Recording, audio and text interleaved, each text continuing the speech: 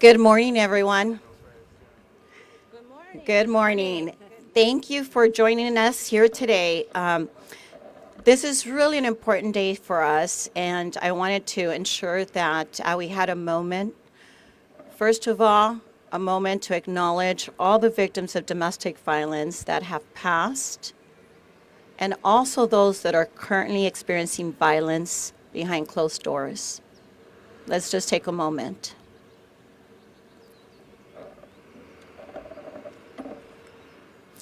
Once again, thank you for joining us here today. Today, we're here to promote critical legislation that will support victims of domestic violence. I am State Senator Susan Rubio. I represent the 22nd Senate District. And today, I'm here to present Senate Bill 690, the Phoenix Act 2.0. I stand here today as an author of this bill, but also as a survivor of domestic violence. I want to also thank my colleague, Senator Angelique Ashby, for partnering with me in this press conference. She's been a fierce advocate of victims of domestic violence, but also protecting children of violence. We have the great honor today to be joined by courageous leaders here in the legislature who continue to advocate and fight against domestic violence, some which you will hear from in a few minutes. I want to also take a moment to acknowledge Esme Bianco, actress Rachel Evan Wood, and the I'm Not Okay movement who have been on this journey with me for 5 years. And I also want to thank Shay Franco, who's here with me today, who also joined me 5 years ago, and she's been fighting a good fight for 5 years. We are here because we believe it is time that we empower victims of domestic violence to come out of the shadows. And because we want to ensure that future victims are able to seek justice with enough time to heal, to breathe, understand when it's safe for them to leave. Domestic violence is a horrible crime that inflicts a heavy toll on victims. As I stand here in front of you today, I too am a survivor of domestic violence. And I cannot help but recall my own experience, my own trauma, what I had to endure, and what I'm still enduring now. When it comes to domestic violence, the statistics are grim. In America, victims and their children are being assaulted and killed every single day, and many more are left injured and broken. As I shared earlier, this issue is very personal to me. When my story was publicized, so many victims just felt compelled to reach out to me, not just here in the States, internationally, or calling me, telling me their stories. One in particular stands out. She shared that she was with her abuser for 18 years. She was psychologically abused, physically assaulted.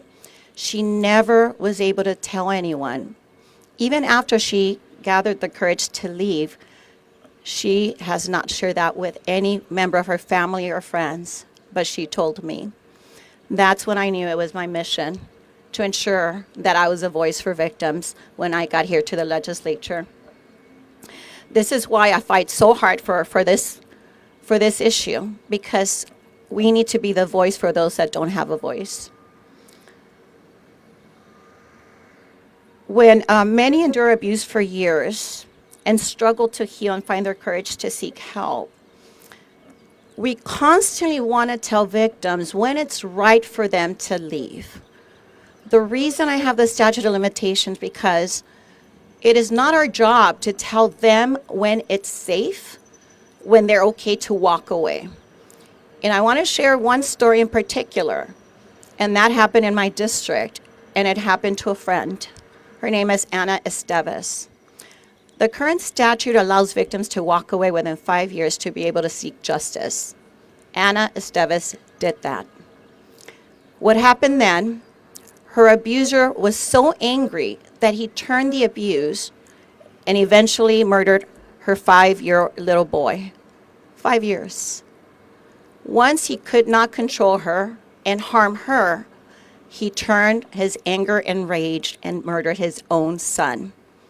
I work with mothers of murdered children, and in the last 10 years, there's nearly 1,000 children that have been murdered at the hands of a parent.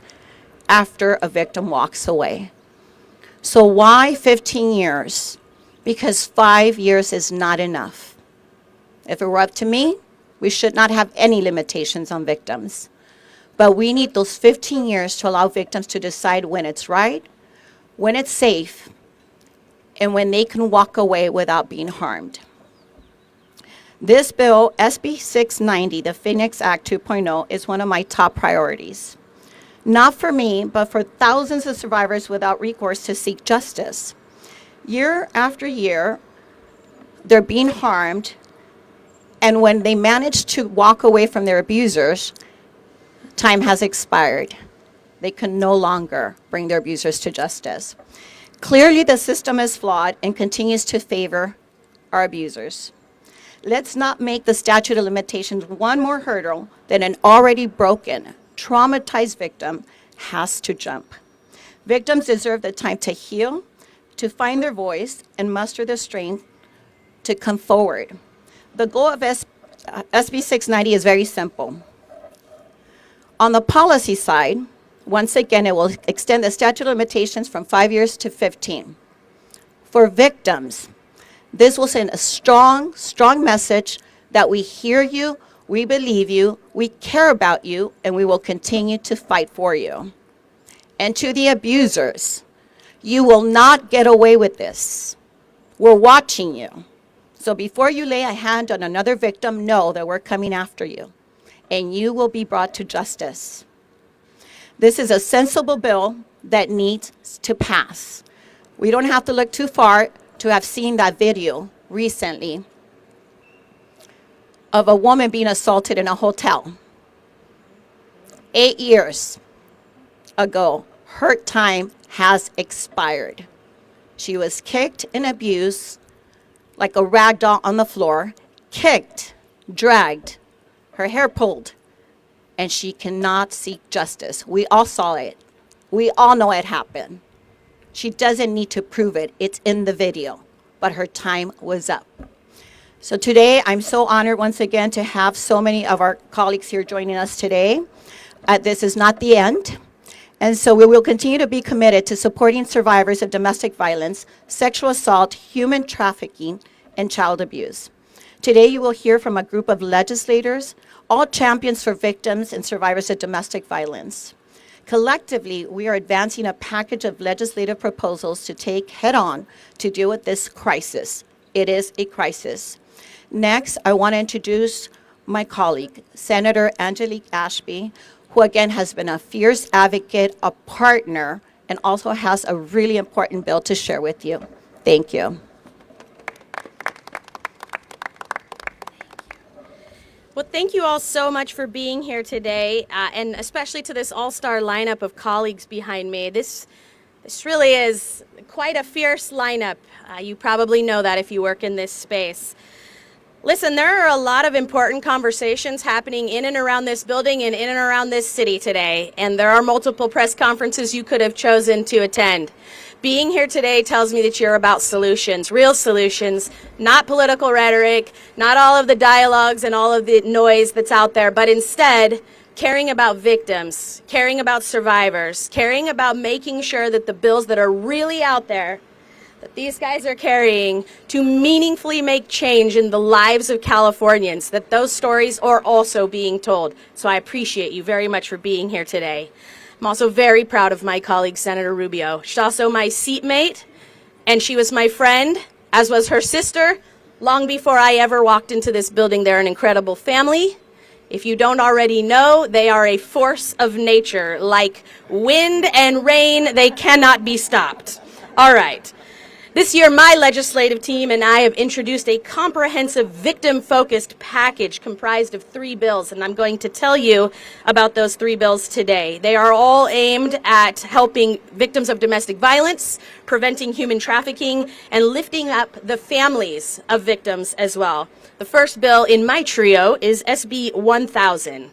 SB 1000 adds a crucial layer of protection for domestic violence victims by requiring tech companies to swiftly cut off an abuser's access to internet-connected devices. This bill is what we refer to as author-sponsored. That just means I don't have some outside entity that brought the bill to me. Rather, this bill came from the brain of my staff, Leslie Brizuela, my ledge director, who during the off year did as much research as she could on this particular topic to figure out what we could do to help.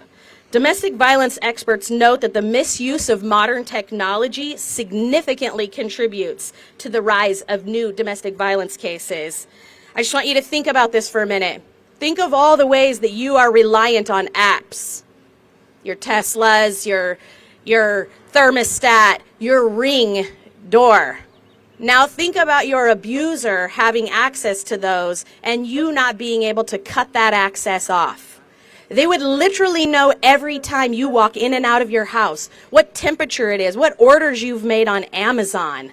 This bill changes that. It forces the courts to take swift action at the request of a person who has been a victim of domestic violence. SB 1000 will prevent abusers from having that control, that ongoing control to harass their victims.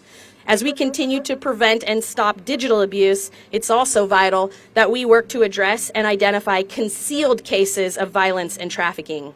Second up in our package is SB 963, which will ensure that emergency departments in acute care hospitals implement a program to identify victims of human trafficking and domestic violence through a confidential process. Over 70%, think about that number, 70% of trafficking victims are women and girls, and 1 in 4 of them are children.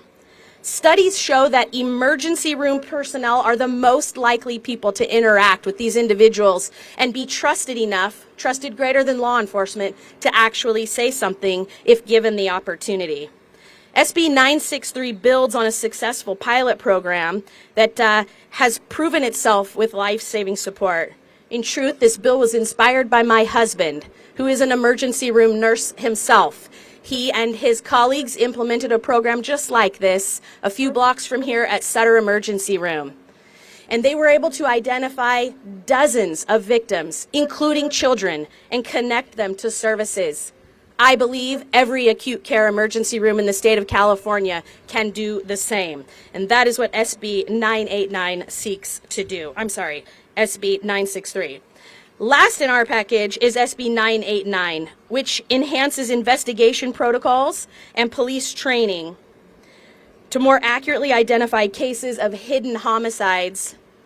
Across the United States, nearly 1/3 of female homicide victims are killed by an intimate partner. Approximately 1,200 hidden homicides occur annually, often disguised as staged crimes and inaccurately classified as suicides or accidents. This denies families the opportunity to seek justice for their loved ones. I would like to recognize the family of Joanna Hunter. They're standing with us up here today. Joanna's case was one of those 1,200 hidden deaths. She is the inspiration for SB 989.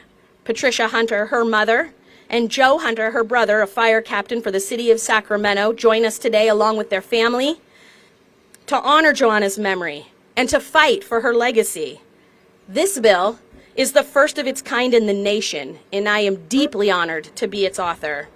I am so proud to stand in front of you today with this package of bills, but even more proud to embed my team's work with this team's work and to stand amongst legislators who have the heart to really think every day about how we can help victims of violence across the state of California. Thank you for spending your morning with us.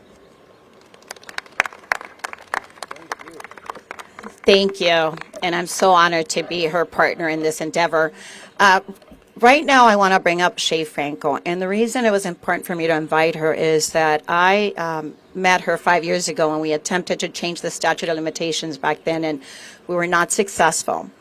And what stood out to me is her first punch, her first kick, at the age of 12 and 13.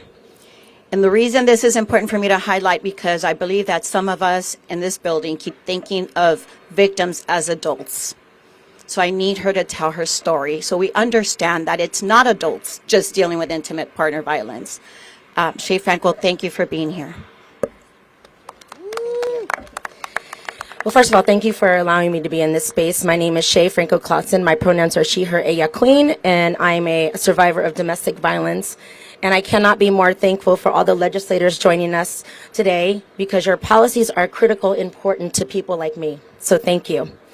And while I'm honored to be here in solidarity with my good friend, Senator Rubio, and other survivors seeking justice in California, I find myself very shocked that we're still here in 2024.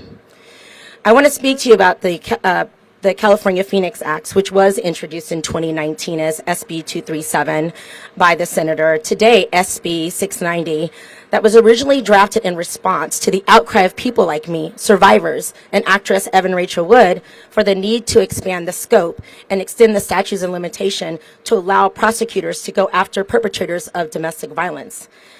I think we need to really shift the focus and the interpretation of the law from prosecution of perpetrators to being a tool for current victims and survivor of intimate partner violence. I share my story because I hope that I can show the importance of this change, not only for me, but for the thousands of nameless and faceless women that are currently facing what I faced at the early age of 12. This law would have allowed me, once I figured out that I was a victim of violence, I could have sought justice.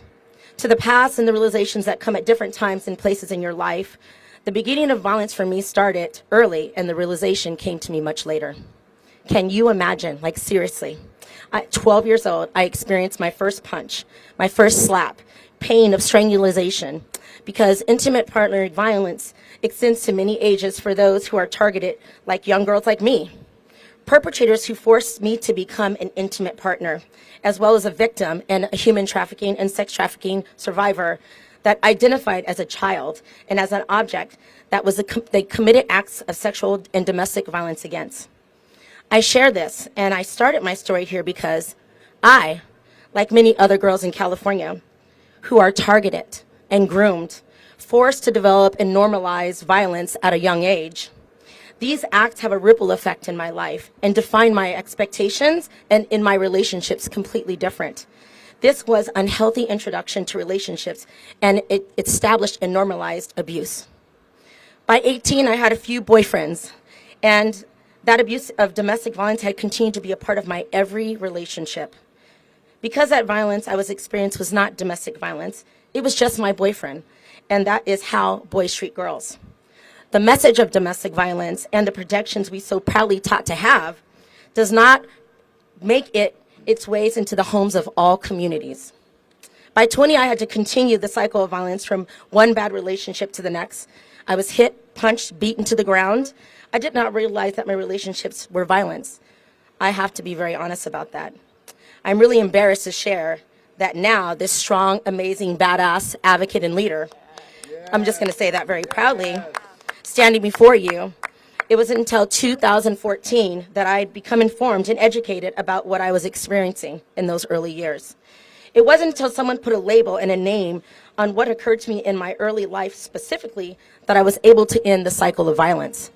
I was able to speak up, seek help, and naturally try to seek justice for the harm that had been caused. At the age of 37 is when I realized that I was a victim of domestic violence as a stable and strong person for many years, and I didn't know how to address that trauma. And I was forced to find out that my statutes of limitation had been met. I'm here today because it took me 27 years to realize that it was violence. It was violence that started. The current state of statute of limitation would have lapsed 26 times for me. According to the laws, I only had one to 3 years to, step one, come to terms with the fact that I was in a violent relationship. Step two, understand what happened to me was against the law. Step three, find out how to navigate the legal system to seek justice and decide to speak up.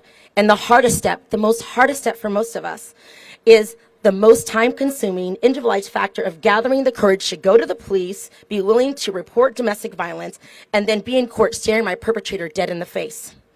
I'm sharing that because it took me 27 years to arrive to that step. And now that more years have passed, I have crept towards step 4.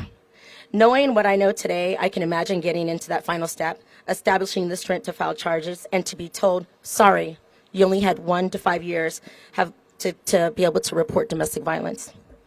The damage, the scars, the trauma that I endured, to be met with legal denial would traumatize me for a lifetime. I'm here in Sacramento today because if I had the resources, if there were longer statutes of limitation, I would have filed charges. Me doing that has prevented the abuse of other women and girls. This is another step, step 5. That is a step that puts a hold on domestic violence. And I hope that all the legislators, all the ones that I know and I work with on a daily, will come together and vote yes on SB 690, as well as all the other pieces of legislation that were courageously introduced and discussed earlier today. Thank you for having me.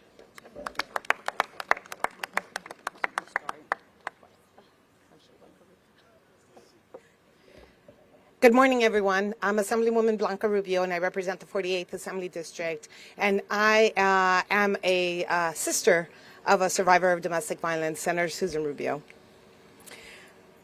I want to start by thanking Senator Susan Rubio for directing our attention towards the preservation of funds allocated to victims, towards victims of crime, specifically domestic violence victims. As I got to the legislature almost 8 years ago, I asked to have the Select Committee on Domestic Violence for the Assembly. The information that I had at the moment was not sufficient for me to be an advocate, even though I had experienced this with my sister. Unfortunately, fortunately, the committee was established, and I am the chair of the Select Committee on Domestic Violence. However, the funding for anything that we want to do is not available. And through the last 8 years, I've had the honor of working with my sister on pieces of legislation, along with amazing, amazing colleagues that understand and that know and have had their own stories of domestic violence. Being an advocate seems simple enough. You just go out there, say your piece, and we're done. If it were that easy, people would do it all the time. Being an advocate means more than just standing here before you and talking to you about the trauma that domestic violence victims endure. Being an advocate means that we hold hands with other legislators to make sure that we push legislation forward so that we can someday say that domestic violence is eradicated. My sister and I have been going through some continuation of abuse by her abuser. And every time I think about domestic violence victims, we talk about survivors. The unfortunate part is that we cannot eradicate domestic violence unless the abusers at some point of their life get help. They are sick. They are also hurting, and by that, they hurt others. As it pains me to say that, we need to help create programs so that we can educate young boys and girls on the issues of domestic violence. I want to thank my male colleagues here for always standing with us. I know that my colleagues have young boys as sons, and I know that in their household they're also educating their own children on the trauma of domestic violence, but also on how to be respectful and how to treat one another in intimate relationships. I want to thank my amazing, fearless colleagues for their support. My fearless sister and Shay, thank you for your story, and to the family, my condolences to you, but know that there's many of us here in the legislature advocating and making sure that what happened to your family will not happen again. Thank you.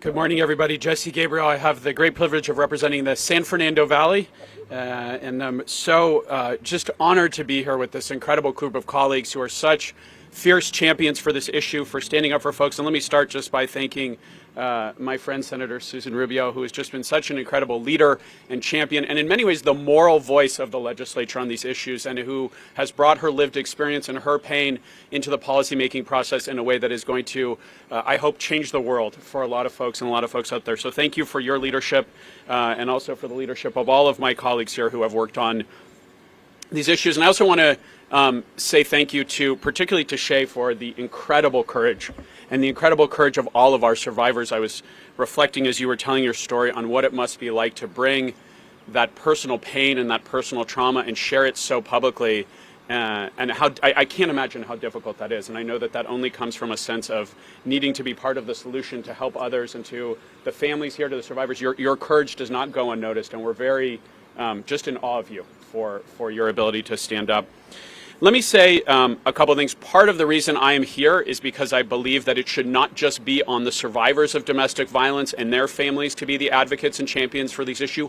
All of us have a responsibility to stand up and to stand with them. And so part of our message today is to those who are the survivors: we hear you, we see you, we stand with you, and we are united as legislators from across this state, from diverse communities, geographically, racially, ethnically. We stand with you, and we are here to support you, and we are committed to changing public policies in a way that will empower you. And we know part of the solution to this is laws, to strengthen laws that are going to address these issues. And you heard about what Senator Rubio is doing and the incredible bills that Senator Ashby is carrying. Those are the policy tools that we need to address this. But another piece that we need here is funding. We need funding for the organizations that do the incredible work of helping to survivors to heal, helping them to rebuild, helping to strengthen them and their families. And that is what we are working on this year. For those who are involved in this world, know that a lot of funding for the most important domestic violence organizations in the state of California comes from a federal program called VOCA, the Victims of Crime Act. And unfortunately, for a lot of reasons, we are anticipating a 40% reduction in federal funding this year, which would be devastating. Devastating for nonprofits in every corner of the state that are doing work that is literally life-saving for our survivors. And so we have decided that even though we are facing budgetary challenges, we simply cannot allow that to happen. We must fund these organizations. And I want to single out our colleague, our Majority Leader Emeritus, Eloise Gomez-Reyes, who has been a champion and a hero on these issues, who has gone around and mobilized legislators from across the state. And because of her hard work, I'm really proud to say that the joint legislative budget plan that we will vote on tomorrow has $103 million to support these programs.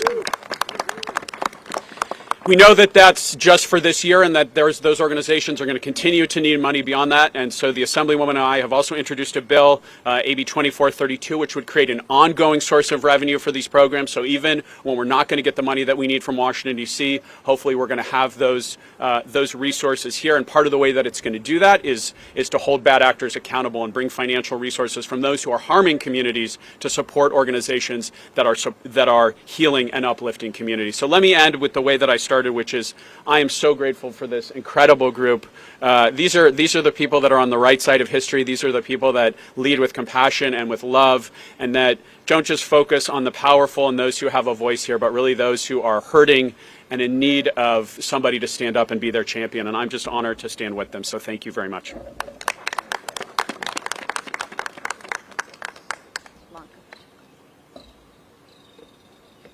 Good morning, everyone. It is such a pleasure to be here with all of you.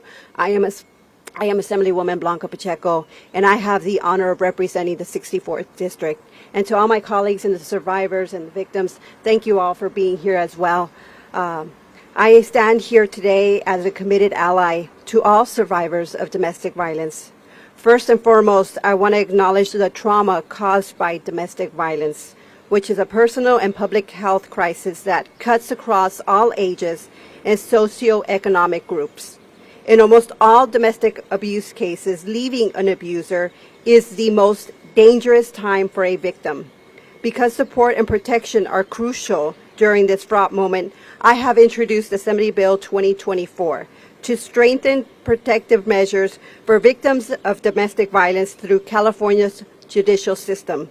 AB 2024 will allow for an ex parte restraining order to be reviewed by a judicial officer despite minor errors in a restraining order application. Currently, courts across California have varied standards and requirements for issuing ex parte restraining orders. Petitions may be rejected for nothing more than simple mistakes, such as the first name, last name section filled out in reverse order. These errors of little importance, like the order of names, should not be grounds for rejecting or delaying a petitioner's urgent request. AB 2024 will ensure that a judicial officer has the opportunity to review an ex parte restraining order based on the merits of the case, creating a standard across California and ensuring timely protection for all victims. I am dedicated to ensuring that victims who summon the courage to leave dangerous environments receive the protections they need. Through legislation like AB 2024, the various bills also authored my colleagues here today, and by advocating for the essential services and funding, we can make a real difference in the lives of survivors. I ask for your support for all these different bills, and I thank you all for again being here today.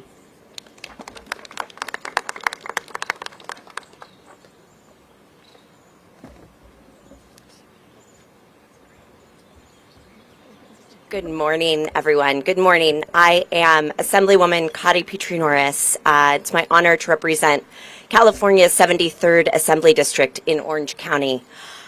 I am so grateful to be here this morning with this incredible team of lawmakers, advocates, and survivors. We know that domestic violence touches so many of our lives and so many of our families. 1 in 3 women, 1 in 3 at some point in their life will experience domestic and relationship violence. And that includes my mom. When I was growing up, I had an abusive stepfather.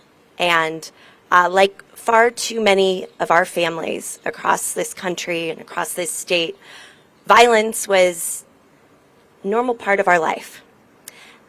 And blessedly, now that I am an adult, I know that it's not normal. It's not okay. And that it does not have to be that way. We do not have to live that way. So that's why this issue and this work is so incredibly important to me and so incredibly personal for me. During my time in the legislature, I've authored several bills to support survivors, to hold abusers accountable, and to keep our families and our communities safe. Last year, I was proud to author AB 818, which ensures that a domestic violence perpetrator's gun and ammunition is swiftly removed upon the establishment of a domestic violence and gun violence restraining order. This year, we are building on that work with AB 2759, which will strengthen guardrails for California's laws that regulate domestic violence perpetrators and firearms. We know that there is a horrible, horrible nexus between domestic violence and gun violence. In fact, women are 5 times more likely to be murdered when their abuser has access to a gun. Like everyone here today, I am committed to doing everything in my power to take guns out of the hands of domestic abusers. In closing, I just want to say thank you to all of my colleagues. Thank you for Senator Susan Rubio for your leadership. Thank you to all of the advocates and survivors who are here with us today. We cannot do this work without you. Thank you for your bravery, and thank you for everything you're doing to keep California families safe. And the last thing I want to say is for anyone experiencing domestic violence, for anyone who is living this nightmare right now, please know there is help and there is hope. With that, I am really pleased to introduce my colleague, Assemblymember Mike Gibson. Thank you very much. Good morning. Buenos dias. Returning violence for violence multiplies violence. Adding deeper darkness to night already voided of stars. Darkness cannot drive out darkness. Only light can do that. Hate cannot drive out hate. Only love can do that. Dr. Martin Luther King. My name is Mike Gibson. I am proud to be here to stand side by side with these courageous drum majors for justice. I want to thank Senator Rubio for assembling us all together to talk about this issue, this epidemic, this cancer that plague our community called violence. I represent the 65th California State Assembly District. Proud to represent that community. It's Watts Willowbrook, where I was born and raised. Compton, Carson, North Long Beach, Harbor Gateway, North and South, Harbor City, Wilmington, and San Pedro. Susan Rubio, thank you very much for bringing us again all together. As you all know, funding for crime victims services is under threat today. We as a state have a responsibility to take care of our survivors, survivors of sexual assault, survivors of domestic violence, survivors of human trafficking.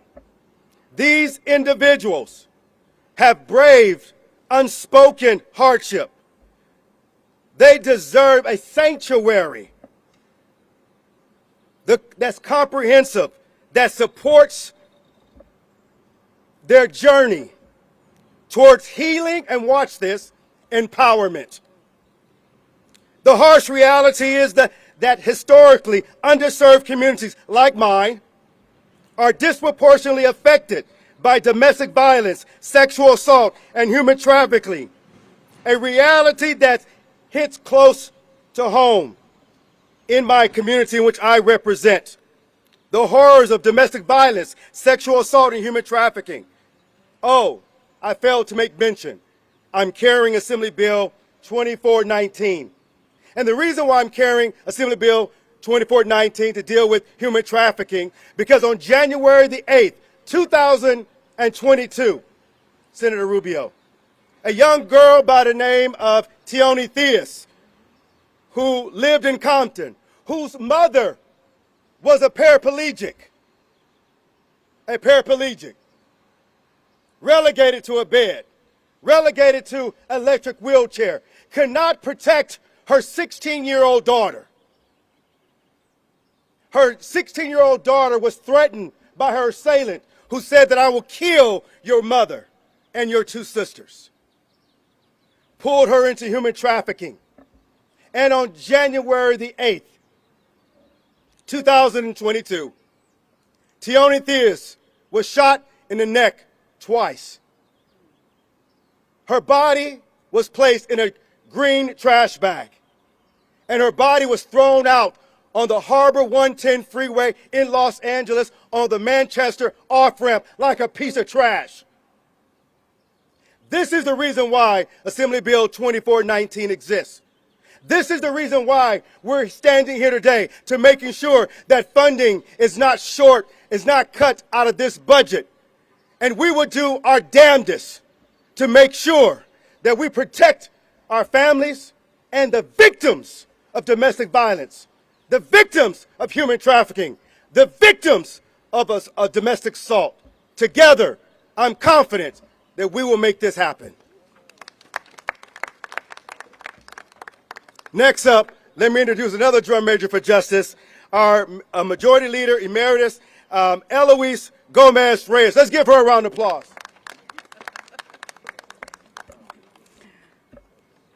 I want to begin by thanking Senator Susan Rubio. It's just amazing to hear her speak, because she's speaking from personal experiences. And she's not just keeping this to herself, she is using it not for herself, she is using it to make sure that others do not suffer the way she has suffered. And it continues. And if you ask her about it, she'll tell you how this incident, how these incidents continue to affect her and to trigger in a very specific way because of the legal process. And I hope that you will ask her about it. I'm Eloise Reyes. I'm very proud to represent the Inland Empire, the 50th Assembly District in the San Bernardino area. Domestic violence, human trafficking, child abuse, these are all things that we keep hearing about. We've got to do something about it. I sincerely appreciate all of my colleagues, because you've heard about the bills that they've introduced. We all have tried to do just our part in making sure that we address the issues, whether it's gun violence, whether it's records, whether it's homelessness. We now know the statistics are clear that if you have been the victim of domestic violence, you are two to three times more likely to be victimized again by becoming homeless. So we look at those who are homeless. That's why so many of our women who are victimized, who are subject of domestic violence, oftentimes stay with their abuser, because the next step oftentimes is homelessness. It's something that must be addressed. Senator Rubio and I, along with all of my colleagues, wrote to our budget chair, Assemblymember Jesse Gabriel, and he heard the voice of so many and has taken the lead in making sure that our budget for the Assembly, for the Senate, includes that $103 million to backfill what the federal government is taking away. His leadership is not just on that part of it. He has supported that, but in addition to that, in a way that is so creative, I just am so excited to see the next bill that he has introduced to make sure that we continue to have a funding source so that we don't rely on just what the federal government gives us, that we will actually make sure that our service providers are front and center when it comes to funding. For context, the VOCA funds that we have used here in the state of California supported 820,000 survivors of violence in 2022 alone. These rallies are so important, and I sincerely appreciate, I think we need to take this show on the road, Senator. These rallies are so important to make sure that we bring these issues to light, that we make sure that when young women or even the young men, we know that they are also victims of domestic violence, of partner abuse. We need to make sure that they know that there are those who want to help. That's extremely important. So there are bills also about making sure that we provide the services, that we provide the information that's needed. I want to give a shout out to all of those agencies, all of our nonprofits that are providing the services to all of our victims. When we talk about our budget, we say that our budget reflects our morals. And that is extremely important, and I'm so proud, going back to our budget chair, Assemblymember Jesse Gabriel, that he took the message of the Assembly and made sure that $103 million were put into that budget. So our cry, our request right now to the governor is fund VOCA now. Thank you so much. So once again, I want to thank all of you for being here today, and I just get teary-eyed every time I hear these incredible people behind me, because victims need you. I need you. I need you to continue to fight. And again, I want all the victims listening that we believe you. We will fight for you. And thank you, colleagues. Thank you for the families of the victims who showed up.